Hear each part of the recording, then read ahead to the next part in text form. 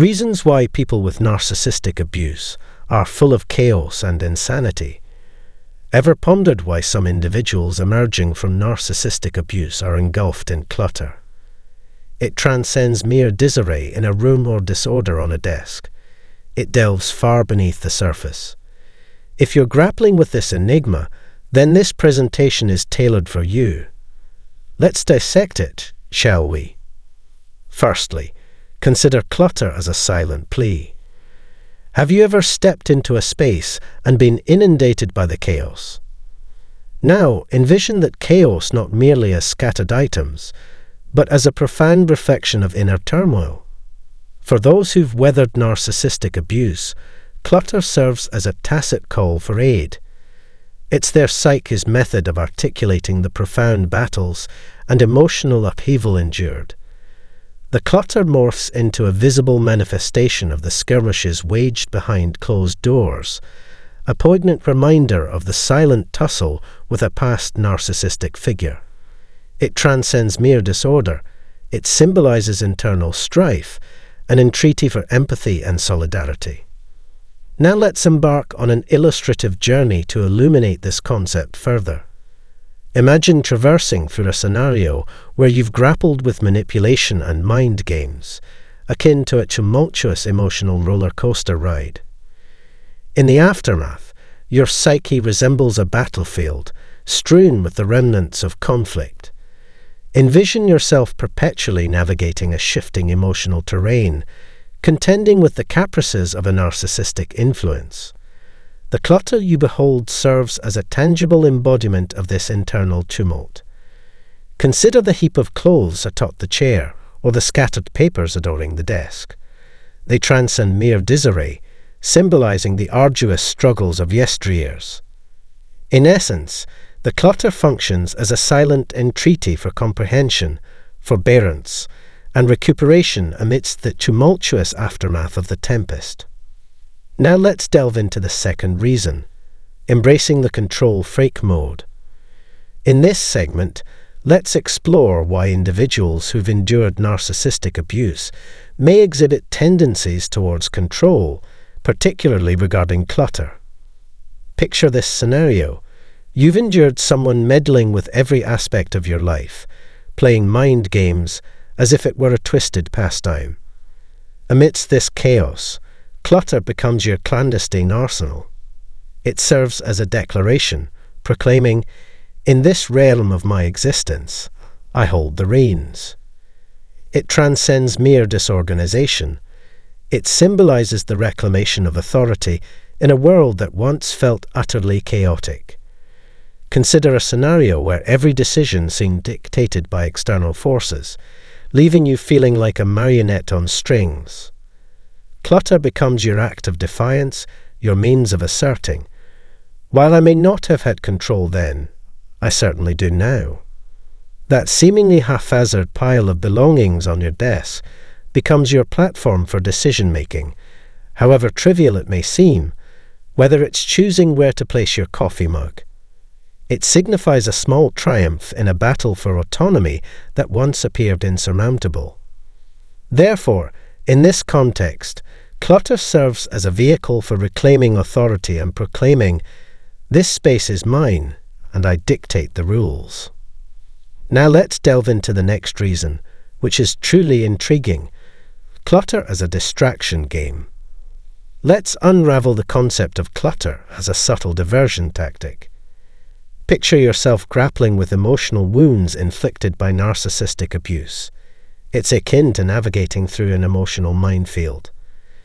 Clutter emerges as a strategic maneuver, a means to sidestep those minefields of pain. Consider this scenario. You clutch onto assorted items, akin to emotional bandages, offering fleeting comfort. It transcends mere disarray. It's a calculated distraction from the daunting introspection and the arduous healing journey lying in wait.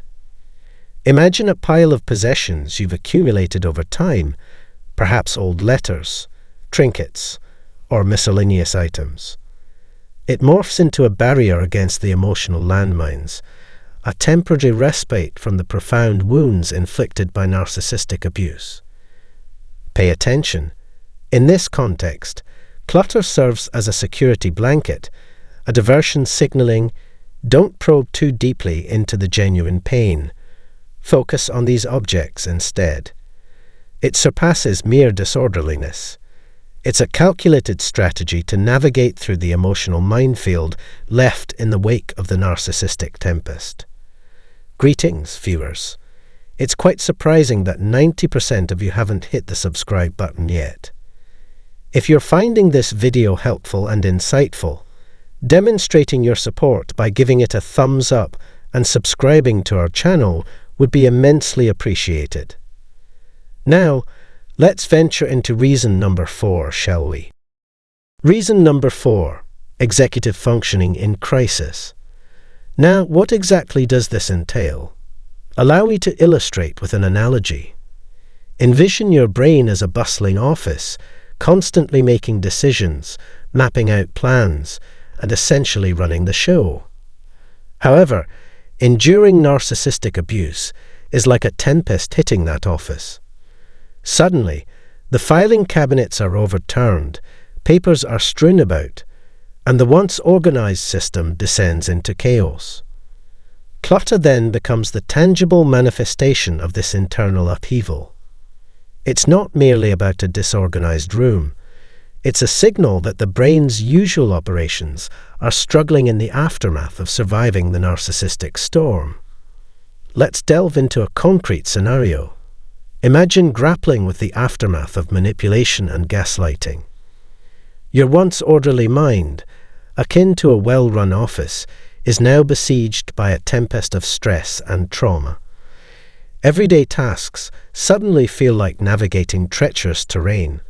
Organizing, planning, and decision-making become as daunting as scaling a rugged mountain. That seemingly chaotic heap of clothes on the chair isn't merely a result of laziness. It's a poignant symbol of the compromised executive functioning induced by the trauma of narcissistic abuse. In this light, clutter serves as a visible testament to the struggle of a mind endeavoring to regain its footing after enduring the storm. Let's delve into the 5th reason, finding solace in objects. Let's discuss the profound impact of emotional wounds and how clutter can serve as a temporary salve for the soul. Surviving narcissistic abuse often leaves deep scars, right? In this context, clutter serves as a symbolic means to patch up those wounds temporarily. It's not merely about accumulating random items. It's about seeking fleeting comfort amidst the chaos. Imagine this scenario.